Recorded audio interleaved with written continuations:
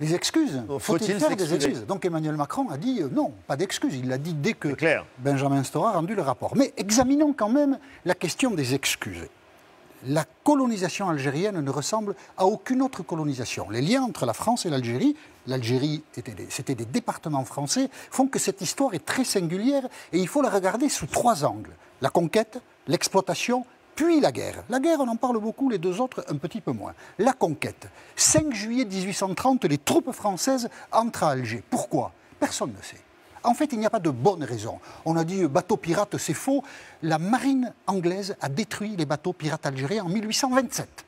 Et les bateaux pirates, il en reste 3 à Alger en 1830. Donc, si Charles X décide de la conquête d'Alger, c'est pour des raisons de politique intérieure. Son pouvoir est contesté, les libéraux progressent, il veut faire une opération de prestige.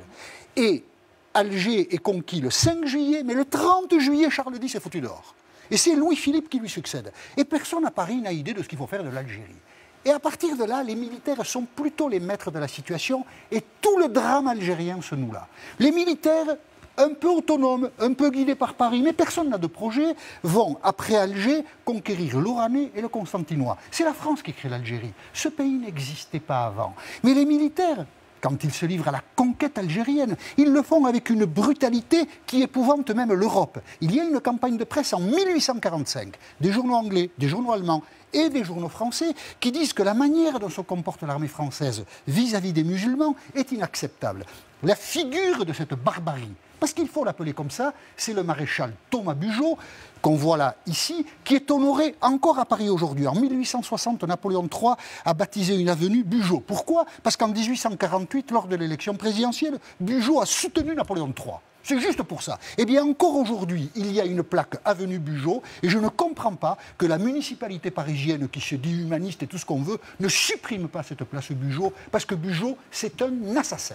Ça, c'est la conquête. Elle dure 27 ans. Alexis de Tocqueville, dans un rapport sur l'Algérie, où il dit beaucoup de bêtises, Alexis de Tocqueville, il dit ça, qui est quand même très juste. Nous avons rendu la société musulmane plus barbare qu'elle n'était avant de nous connaître. Il y a eu des lanceurs d'alerte en Algérie.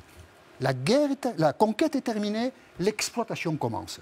La Troisième République vote des lois agraires qui exproprient pour des bouchées de pain les musulmans qui occupent la terre depuis des siècles. Oui.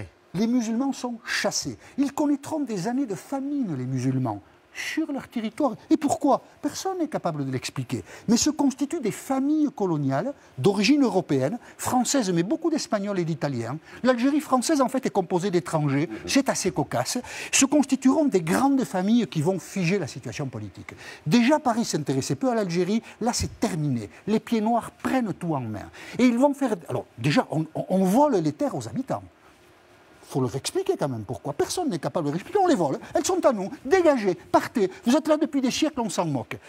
Ces familles pieds noirs vont organiser la déscolarisation pendant près d'un siècle de tous les jeunes Algériens. On va plonger un peuple dans l'ignorance. On a martyrisé tout un... Nous, Français, nous avons martyrisé un peuple pendant un siècle. Ça, c'est terrible. Puis, on pourrait dire beaucoup d'autres choses sur l'exploitation de l'Algérie. Vient la guerre. Moi, j'ai appris quand j'étais jeune que la dictature argentine mettait ses opposants dans des avions et les jetait dans l'océan. Et je trouvais ça inouï, cette barbarie. Eh bien, on a appris après que l'armée française avait procédé de la même façon. Je voudrais vous montrer une photo. Cette photo, c'est le symbole de l'armée américaine qui bombarde au napalm les villages vietnamiens. Eh bien, l'armée française a fait ça en Algérie. Et on ne le sort pas du chapeau. Il y a de très rares témoignages d'aviateurs français qui, des années après, ont raconté cela. Ils le racontent avec...